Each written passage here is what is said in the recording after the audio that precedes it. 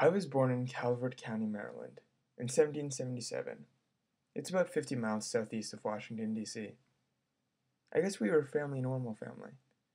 My sister, brother, and I used to walk 3 miles to school every day. My father would play games outside with my brothers and I. Those were the good old days. Days where the threat to take away slaves from their owners was non existent. You see, my family was rich. We owned slaves that raised us tobacco and kept us prosperous. It'd be later when this prosperity would try to be taken away from us. I was the second oldest son in my family, which meant I couldn't inherit my father's plantation. I had to educate myself for another career.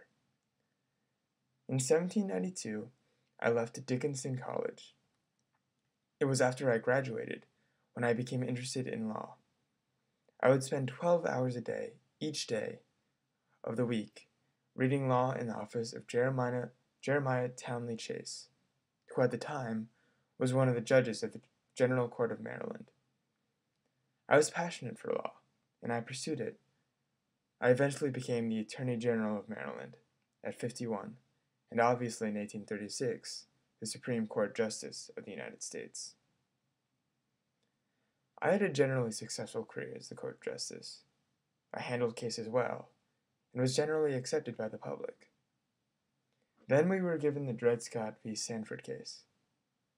Dred Scott v. Sanford involved the Negro Dred Scott fighting for his freedom after his owner had moved to a slave-free state.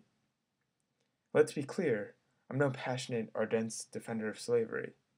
My family never treated a slave poorly or cruelly. But when it comes to giving a slave freedom, or treating it like an actual citizen, I have no choice but to do anything in my power to stop it.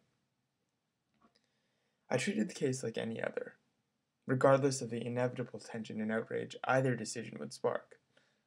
In the end, I made the decision that I knew was right from the beginning. The decision that was guided by the way I was raised, the beliefs I followed, and the case's clear violation of the Constitution. On March 15th, 1857, I made the statement that African Americans, free or a slave, could not be citizens of any state, and that they were of an inferior order and altogether unfit to associate with the white race. Of course, this decision received massive public disapproval. I was vilified.